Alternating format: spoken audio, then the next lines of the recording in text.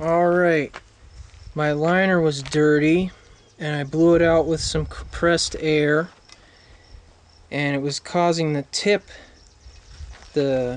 wire to stick in the tip. But once I blew it out, it fed flawlessly. Now you can see some examples of good beads. The one on top is almost right. Its crown or top is a little bulgy at the top, but the one below it is just about perfect. Now you can see at the toes or the edges of the weld where it meets the base metal, you can see really good fusion there. And if you look at the back side, you'll see there's no drop through, and you can see just a little bit of where it heated up. This one I ran with it fixed too, but it was over another bead that was kind of bad, so it sort of picked up some impurities. But if you notice on the other side, there's just a little bit of a hint right above that top weld bead.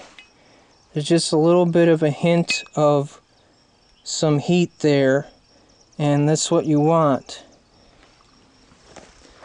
Not so much that it burns through, but adjust your wire feed and your voltage until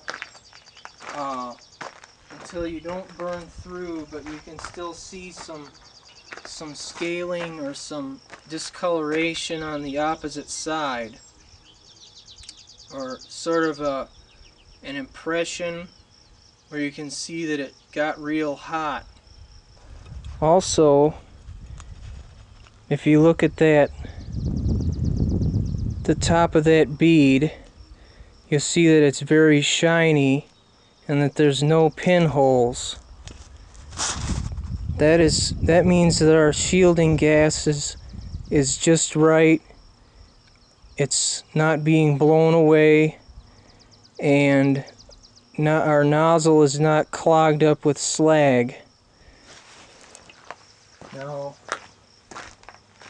what I do, they sell this stuff called nozzle dip, which you can use to dip your nozzle into. It's supposed to keep the slag from sticking and the spatter from sticking inside your nozzle there.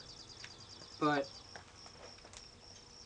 you can get that, but what I do is I just take my chipping hammer and I sort of lightly tap inside there, and that gets rid of all your spatter and your slag that got up into your nozzle. You want to do that maybe once every 5 or 10 beads or more if they're short or long beads. That way your shielding gas has a nice flow to it. Hello, the lightning stalker here again with some tips for MIG welding and problems you can run into. Now, one of the main problems that I have been having on this old reel of wire is the wire is dirty and has grinding dust on it, and it makes my liner dirty and also makes poor contact in the tip, which causes sticking when you go to weld. To solve some of that problem, you can see here what I have done. I've got a little piece of paper towel that I balled up around the wire, and I stuck it into where the wire goes into the feeder. You can also buy kits of cleaning pads that you can mount to the inside of your feeder here, and they will wipe your wire with the pad as it goes along. Now if your wire, the way to avoid all this problems is when you're grinding, keep your wire covered. When you're not using your wire, keep it covered. At the very least, cover it with a plastic bag.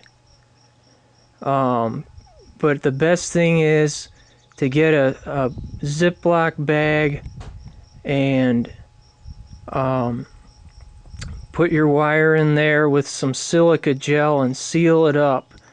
That keeps the rust from forming and the moisture away from your wire. Then this wire does have some rust on it too. If you look right there, you can see that there's some rust. And when that gets into my gun, that is going to cause some problems. But I got the wire for free with the welder, so I'm not really complaining. Just keep the liner blown out with compressed air, and if that still doesn't work, then get a new liner, and make sure you're using wire that is clean.